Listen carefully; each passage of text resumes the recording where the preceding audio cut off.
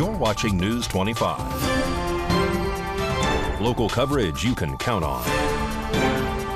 News 25 is brought to you by J.K. Nelson Law, voted best of Pahrump for 4 years. Give them a call, 775-727-9900. News 25 is also brought to you by Gunny's Air Conditioning and Heating. New, service, and repair. Call Gunny's, 775-727-6800.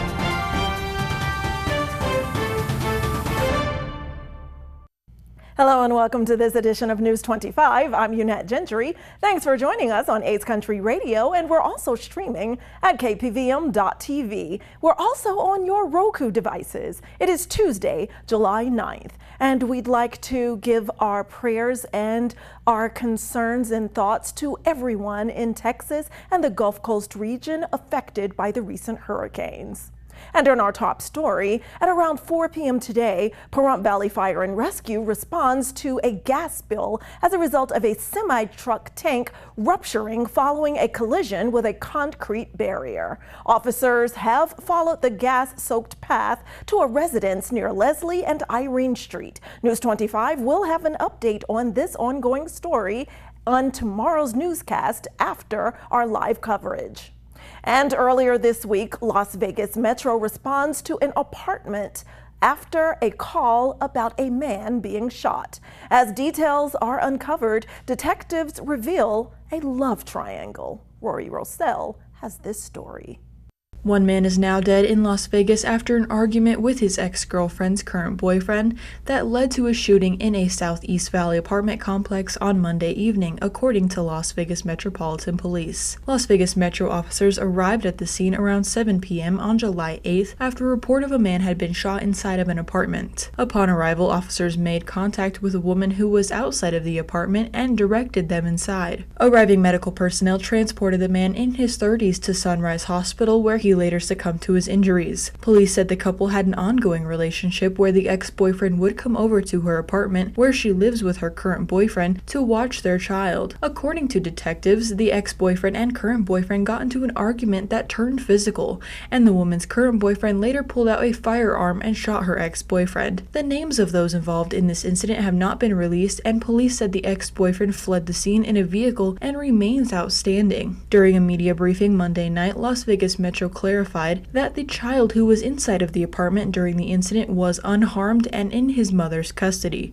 Anyone with information about this incident can contact Las Vegas Metro's homicide section at 702-828-3521, or to remain anonymous, you can contact Crime Stoppers at 702-385-5555. And in more local news, a Henderson woman is arrested in Kingman, Arizona, following a domestic attack on her husband, landing him in the hospital. A Henderson woman is arrested for allegedly shooting her husband in Arizona last week, according to authorities. The shooting was reported on Wednesday, July 3rd in Dolan Springs, which is about 80 miles outside of Las Vegas, just southeast. The Mojave County Sheriff's Office said in a news release on Saturday. The woman called dispatch saying that she shot her husband, and deputies found the man suffering from a gunshot wound to his back. He was taken to a hospital in Las Vegas, where he was listed in critical condition, according to the Sheriff's Office.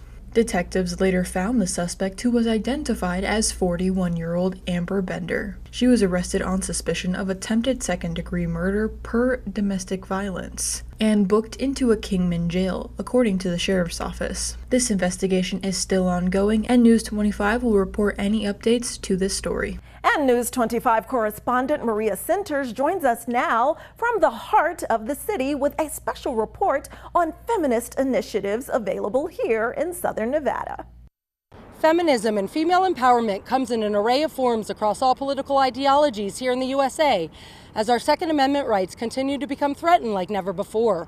We are now joined by NRA female firearms instructor Robin Evans, whose motto is, "Ladies, the days of waiting for men to protect us is over. We are now protecting ourselves."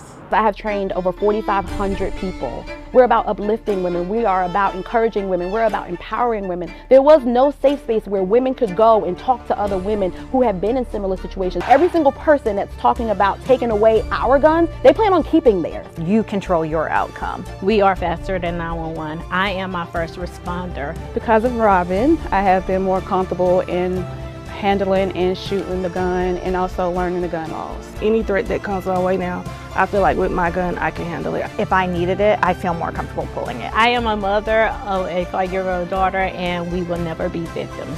Yes, it's cool if you have it in your car. Yes, it's cool if you have it in your holster on you, but do you know how to actually use it? Nevada scores second in the nation for domestic violence, according to a 2024 report by the Nevada Coalition to End Domestic and Sexual Violence. I was involved in a domestic violence relationship, and I actually had a gun pulled out on me during that relationship. He started following me everywhere I went. He started putting stuff in my car. Moms that are single are very vulnerable. We're preyed upon. The Silver State ranks within the top 10 states with the highest female homicide rates. They're always going to be able to have access to get their hands on a gun. It's either going to be you or them. And at the end of the day, you want to be standing there alive. How would you feel if it was your wife, your daughter, your mother getting stalked, abused? Would you want them to be stripped of guns? Ban assault weapons now! The report found that the majority of Nevada domestic violence homicides occurred in Clark County, marking 56 out of 72 deaths. Every single time there's a video out about black women learning guns or Asian women learning guns or Latino women learning guns, it's always saying, well, why does that matter? It matters because we weren't here before. This was a demographic that wasn't here before. Here's to strong women supporting other strong women. Reporting from Clark County, I'm Maria Centers with News 25 Las Vegas. At News 25, we'll continue to offer a wide perspectives of original news stories such as that. And the newly popularized app called the Monkey app allows strangers to video chat each other through a report here in Nye County reveals that the dangers of this app are alleged and are of a concern. A popular app called the Monkey app is available on Android and is accessible on the website, on iPhones and computers, which allows users to engage in quick video chats with strangers. Despite its portrayal of a harmless way to meet new people and make new friends, serious concerns about children's safety have emerged. The app's lenient age verification process enables young users to bypass restrictions, exposing them to inappropriate content, such as sexual themes and cyberbullying. A parent in Nye County who reported this app says that one of these video chats her daughter shared with a grown man, and he stated that only he could end the call and that she could not get out of this video chat without the man ending the call first, which is a manipulation tactic since all apps and websites can be force quit by the user. Monkey app gained popularity through platforms like TikTok and Instagram, making it easily discoverable by curious children. It is crucial for parents to discuss online safety with their children and emphasize the risks of interacting with strangers through video chats. Implementing parental controls on devices can help restrict access to apps that are not suitable for their age. The Nye County School District has taken the proper measures to make sure that the app and website cannot be accessed on NCSD network or any of its devices. All right, don't grab that remote. News 25 will be right back with much more local, national, and international news.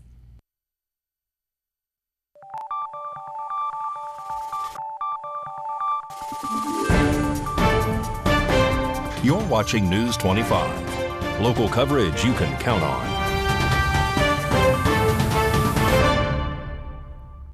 Welcome back to News 25. Well, reports now of a structure fire in Clark County destroying an entire home. Samantha Roberts has more on this story.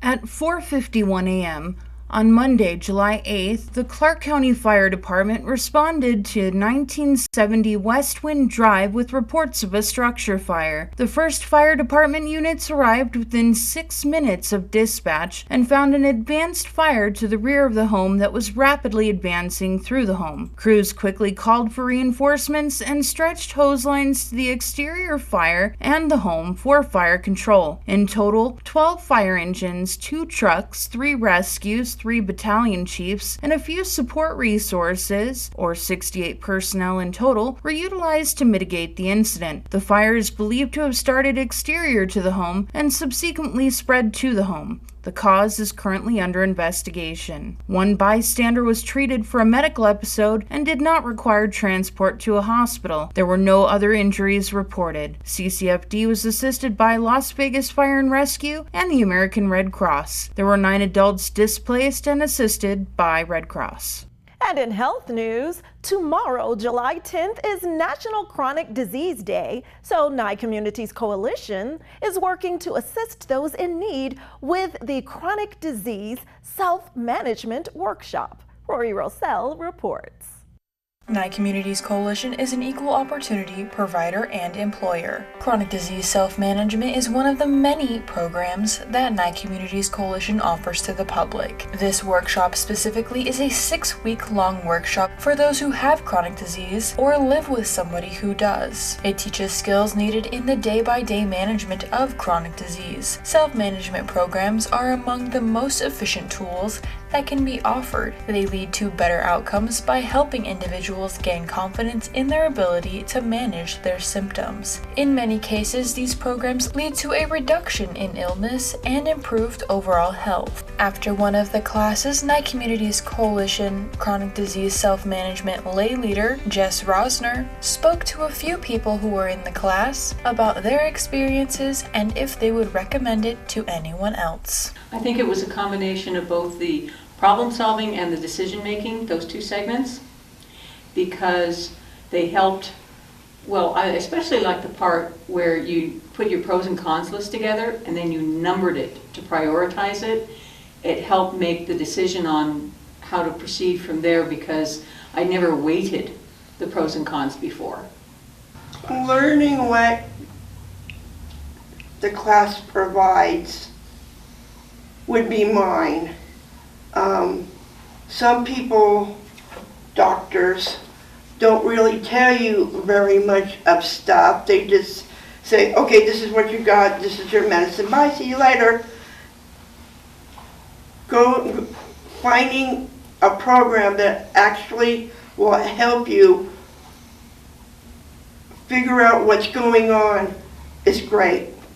Through exercise. They talked a lot about exercise and how it would reduce my blood pressure, help me feel better mentally, and of course walk off some calories, help with chronic pain. It just helps all the way around to exercise. And so I bought a watch that counts steps, and I try to put in 4,000 steps a day, and I'm very conscious when I walk that I'm counting steps, and so I try to walk 2 miles a day. Taking all the classes here at the coalition. How long have you been taking classes here at the coalition? I've been taking classes here since February 11th, 2010. I took the first chronic disease class that was offered because it's self-management. And that's what you learn, is how to take care of yourself, and you can't just like learn one thing and then just not do it. You have to keep doing it and doing it and doing it. So I take every class I can so that I keep myself on top of myself. If you would like to reserve a spot for a future chronic disease self-management workshop class, you can email Madeline Becker at madeline@nycc.org.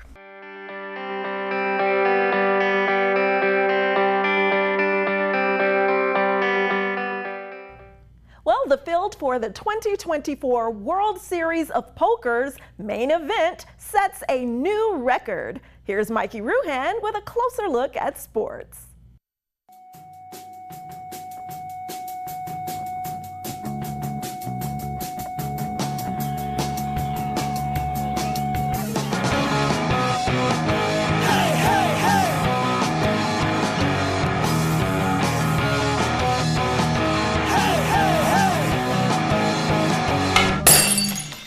Time now for your News 25 look at sports and streaming at KPVM.TV and now on Roku devices. The Las Vegas Aviators kick off a 6-game road trip in Sugar Land, Texas this evening. They take on the Space Cowboys. That game is in progress. Miami and Utah will face off in Las Vegas to open their 2027 college football seasons. The universities announced Monday that the Hurricanes and Utes What is a ute? Will meet on the field for the first time in the 2027 Vegas Kickoff Classic. The field for the 2024 World Series of Poker's main event has set a new record. The tournament announced Monday that it received 10,112 unique entries. That breaks the previous record set just last year of 10,043 entrants. The tournament concludes Wednesday, July 17th. And the Las Vegas Aces play the Seattle Storm in Seattle tomorrow afternoon. And that's your look at sports on News 25. Well, it's just a few days after the 4th, but we're already looking ahead to the new school year. More on that when News 25 returns.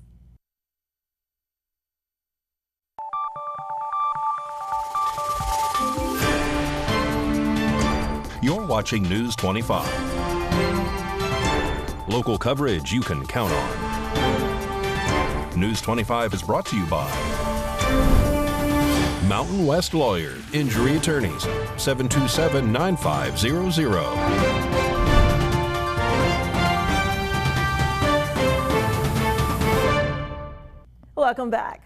Well, with school just a month away, there are a few things that students and parents should know about. And returning for her last year reporting as a student news reporter, Rory Rosell is here to give you all the details about what to look out for in the next month. Hey Trojans, my name is Rory Rosell, your student news reporter, and school is just right around the corner, which also means that our back to school drives are also right around the corner. And there's a few announcements that us seniors need to know about. There are 2 back-to-school drives happening, and there is also a back-to-school fair. The first back-to-school drive will be located at the Pahrump Walmart. This is the Pahrump Disability Outreach Program's 9th annual back-to-school drive. They will be collecting school supplies from July 13th from 8 in the morning to 1 p.m. Anyone who is in need of those supplies can visit the Outreach Program's building the same day from 4 p.m. to 6 p.m. The next back-to-school drive is Valley Electric's Bucket Truck. This will be held on Saturday, July 27th at Albertsons, Smith's, and Walmart locations here in Pahrump from 9 a.m. to 1 p.m. Donations can also be dropped off at VEA, and monetary donations are accepted as well. We will also be having a Pahrump Back to School Fair at PVHS from 8 in the morning to 11 in the morning on Saturday, July 27th as well. Students can come and collect school supplies while they last. There will also be sports physicals, free dental exams, backpacks, and car seats available too. A parent and guardian must be present for any sports physicals or screenings. And there will also be free snow cones. And for the seniors at Pahrump Valley High School, tell your parents to check their emails because senior photos are this month. Visit the Prestige website and schedule a time and date that would be perfect for you to get your pictures done. Another thing for seniors, it is now required for all 12th graders the 2024 to 2025 school year to get the meningococcal shot. Proof of vaccination is required to attend the school year. Proof of immunization can be mailed, emailed, and brought to the PVHS office. And the Department of Health and Human Services here in Pahrump is offering an immunization event on July 23rd from 9 a.m. to 3 p.m. If you are interested in attending this event to keep up on your vaccinations, visit nycountynv.gov for more information and to download the packet to fill out before you arrive to this event. That's it for your student news report. I'm Rory Rosell. Thanks so much, Rory. Well, you might not be able to tell from that last story, but summer vacation season is still in full swing. And as many people head out for well-deserved vacations, we don't want you to become one of those who let your home become an energy guzzler in your absence. That's why Valley Electric Association is sharing some handy tips to help you keep your home energy efficient while you're away this summer.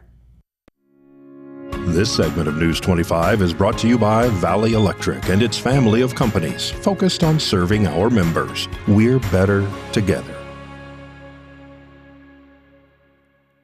Here are some vacation energy savers. Are you heading out of town?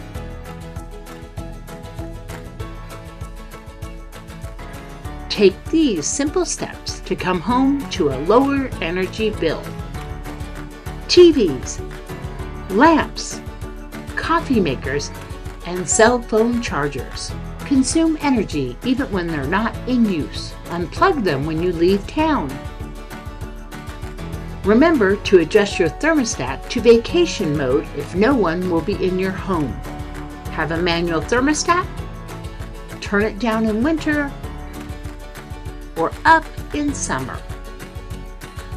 Turn off all ceiling fans and lights. Worried about home security? Try using lights with timers. Want to learn more? Contact Valley Electric Association for additional ways to save.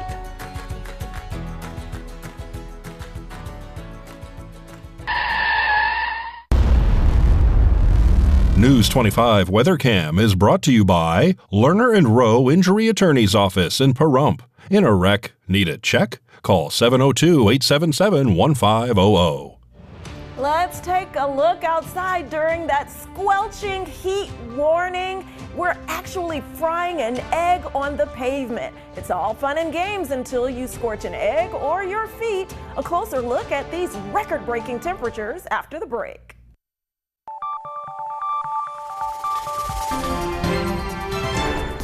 News 25 weather is brought to you by Dairy Council of Nevada.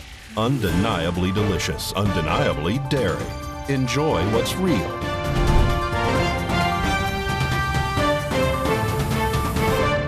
Good evening, Nevada. I'm Rory Rossell here from the Channel 25 Weather Studios and streaming everywhere at KPVM.TV and now Roku. Taking a look at Nevada right now, up in northern Nevada, Fernley is at 105 degrees, Fallon at 106, Carson City and Tonopah both at 100 degrees. Tonopah finally hit triple digits. Goldfield at 102, Beatty at 112 degrees, just 10 degrees higher. Amargosa at 117, Las Vegas at 113, and Death Valley at 127 degrees. But here in the Paradise of Pahrump, it is currently 113 degrees. The high today just a little while ago was 114, which was higher than Las Vegas today. It was sunny today, wind blowing south-southwest at 9 miles per hour, humidity 4%, and the sun rose this morning at 5:34 and is going to set tonight at 8:03 p.m. The humidity raises up to 8%, and the low tonight is going to be 80 degrees, wind blowing east-southeast at 12 miles per hour. With clear skies, let's take a look at the rest of the week. It looks like we're going to have some clouds in the sky throughout the rest of this week into next week, and we're staying in the triple digits, though we go down to 104 degrees next Monday, which is going to be a little bit of a cool day for us. And make sure to bring on those cool temperatures and stay hydrated. Back to the desk, here's Unette. Thanks so much, Rory. And everyone, please remember to stay hydrated out there. And we have cooling stations that are open during this excessive heat warning. So please seek shelter when necessary. Well, that does it for this edition of News 25. I'm Unette Gentry, and from all of us here at KPVM and 8th Country Radio, thanks for tuning in, and we'll see you on the air next newscast. Good night.